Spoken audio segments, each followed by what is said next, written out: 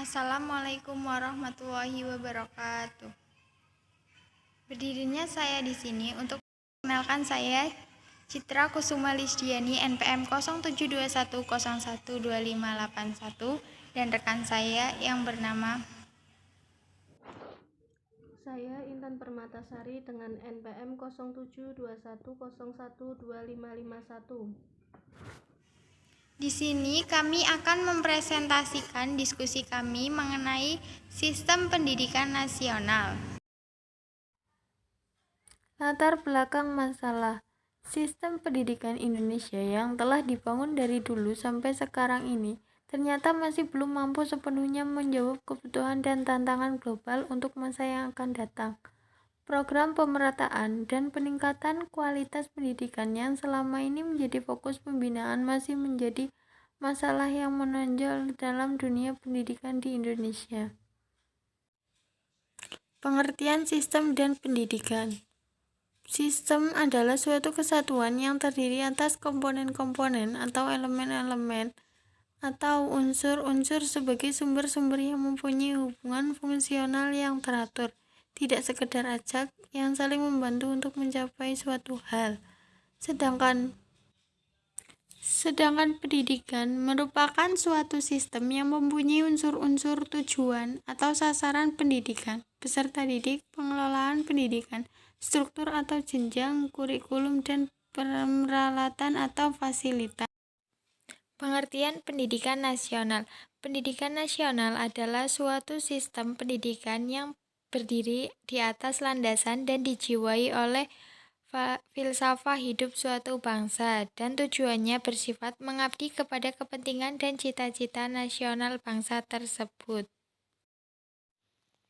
Pengertian sistem pendidikan. Sistem pendidikan adalah jumlah keseluruhan dari bagian-bagiannya yang saling bekerja sama untuk mencapai hasil yang diharapkan berdasarkan atas kebutuhan yang telah ditentukan. Setiap sistem pasti mempunyai tujuan, dan semua kegiatan dari semua komponen atau bagian-bagiannya adalah diarahkan untuk tercapainya tujuan tersebut. Komponen sistem pendidikan. A. Tujuan dan prioritas. Fungsinya mengarahkan kegiatan sistem. Hal ini merupakan informasi tentang apa yang hendak dicapai oleh sistem pendidikan dan urutan pelaksanaannya. B. Peserta didik. Fungsinya ialah belajar. Diharapkan peserta didik mengalami proses perubahan tingkah laku sesuai dengan tujuan sistem pendidikan. Contohnya, berapa umurnya, berapa jumlahnya, bagaimana tingkat perkembangannya, pembawaannya, motivasinya untuk belajar, dan sosial ekonomi orang tuanya. C. Manajemen atau pengelolaan. Fungsinya mengkoordinasikan, mengarahkan, dan menilai sistem pendidikan. Komponen ini bersumber pada sistem nilai dan cita-cita yang merupakan tentang pola kepemimpinan dalam pengelolaan sistem pendidikan. D. Struktur dan jadwal waktu. Fungsinya mengatur pembagian waktu dan kegiatan. Contohnya pembagian waktu ujian, wisuda, kegiatan perkuliahan, seminar, kuliah, kerja nyata, kegiatan belajar mengajar, dan program pengamalan lapangan. E. Guru dan pelaksana. Fungsinya menyediakan bahan pelajaran dan menyelenggarakan proses belajar untuk peserta didik. F. Alat bantu belajar. Maksudnya adalah segala sesuatu yang dapat digunakan untuk mencapai tujuan pendidikan, yang berfungsi untuk mempermudah atau mempercepat tercapainya tujuan pendidikan. G. Fasilitas. Fungsinya untuk tempat terselenggaranya proses pendidikan. Contohnya, gedung dan laboratorium beserta perlengkapannya. H. Teknologi.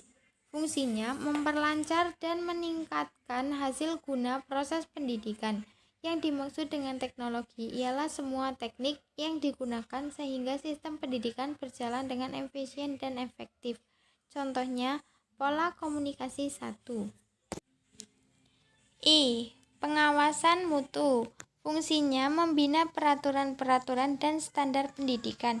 Contohnya, peraturan tentang penerimaan anak atau peserta didik dan staf pengajar, peraturan ujian dan penilaian. C.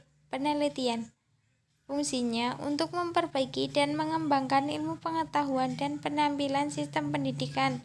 Contohnya, dasar pendidikan nasional. Yang Fungsinya pertama adalah melancarkan dasar proses ideal. pendidikan dan Dasar menjadi ideal petunjuk yaitu tentang tingkat Pancasila. efisiensi Pancasila sistem adalah dasar pendidikan. negara, dan Contohnya, penetapan sekarang biaya Pancasila pendidikan sebagai dasar menjadi negara tanggung jawab adalah bersama hasil antara kesepakatan keluarga, bersama pemerintah, para dan negarawan masyarakat. bangsa Indonesia pada waktu terbentuknya negara kita sebagai negara Republik Indonesia pada tahun 1945. 2. Dasar konstitusional. Dasar konstitusional yaitu Undang-Undang 1945. Undang-Undang Dasar 1945 adalah dasar negara Republik Indonesia sebagai sumber hukum, dan oleh karenanya UUD 1945 juga menjadi sumber hukum bagi segala aktivitas bagi warga negaranya, terutama di bidang pendidikan. 3. Dasar operasional. A. Undang-Undang Pokok Pendidikan dan Pengajaran Nomor 4 Tahun 1950 dan Undang-Undang Pokok Pendidikan dan Pengajaran Nomor 12 Tahun 1954. B. TAP MPR Nomor 2 MPR Tahun 1978 dalam penjabaran pada B4. C. TAP MPR Nomor 4 MPR tahun 1983 dalam penjabaran pada GBHN. D. Keputusan Presiden Nomor 145 tahun 1965. E. Dasar sosial budaya. Pendidikan merupakan proses dan merupakan alat mewariskan kebudayaan dari generasi tua kepada generasi muda. Oleh karena itu, pendidikan nasional merupakan proses dan merupakan alat mewariskan kebudayaan nasional. Manusia Indonesia terbina oleh tata nilai sosial budayanya sendiri, dan manusia Indonesia merupakan pewaris dan penerus tata nilai tersebut. Oleh karena itu, sosial budaya harus dijadikan dasar dalam proses pendidikan. Penyelenggaraan sistem pendidikan nasional dilaksanakan melalui bentuk-bentuk kelembagaan beserta program-programnya. Kelembagaan pendidikan. A. Jalur pendidikan meliputi jalur pendidikan sekolah dan jalur pendidikan luar sekolah. B. Jenjang pendidikan meliputi jenjang pendidikan dasar, jenjang pendidikan menengah, dan jenjang pendidikan tinggi. 1. Jenis upaya pembaruan pendidikan meliputi pembaruan landasan yuridis, pembaruan tenaga kependidikan, pembaruan pola masa studi, dan pembaruan kurikulum. Pendidikan nasional membangun kualitas manusia yang bertakwa kepada Tuhan Yang Maha Esa dan selalu dapat meningkatkan kebudayaan dengannya. Sebagai warga negara yang berjiwa Pancasila, mempunyai semangat dan kesadaran yang tinggi, berbudi pekerti yang luhur dan berkepribadian yang kuat, cerdas, terampil, dapat mengembangkan dan menyuburkan sifat demokrasi, dapat memelihara hubungan yang baik antar sesama manusia dan dengannya. Fungsi pendidikan nasional. 1. Alat membangun pribadi, pengembangan warga negara, pengembangan kebudayaan, dan pengembangan bangsa Indonesia.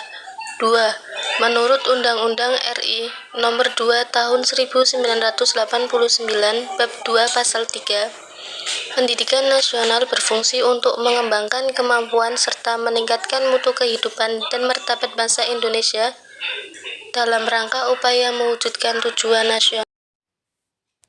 Tujuan sistem pendidikan nasional. Tujuan sistem pendidikan nasional berfungsi memberikan arahan pada semua kegiatan pendidikan dalam satuan-satuan pendidikan yang ada. Tujuan pendidikan nasional tersebut merupakan tujuan umum yang hendak dicapai oleh semua satuan pendidikannya. Meskipun setiap satuan pendidikan tersebut mempunyai tujuan-tujuan sendiri, namun tidak terlepas dari tujuan pendidikan nasional. Fungsi Sistem Pendidikan Nasional. Fungsi sistem pendidikan nasional adalah berfungsi untuk mengembangkan kemampuan serta meningkatkan mutu kehidupan dan martabat manusia Indonesia dalam rangka upaya mewujudkan tujuan nasional.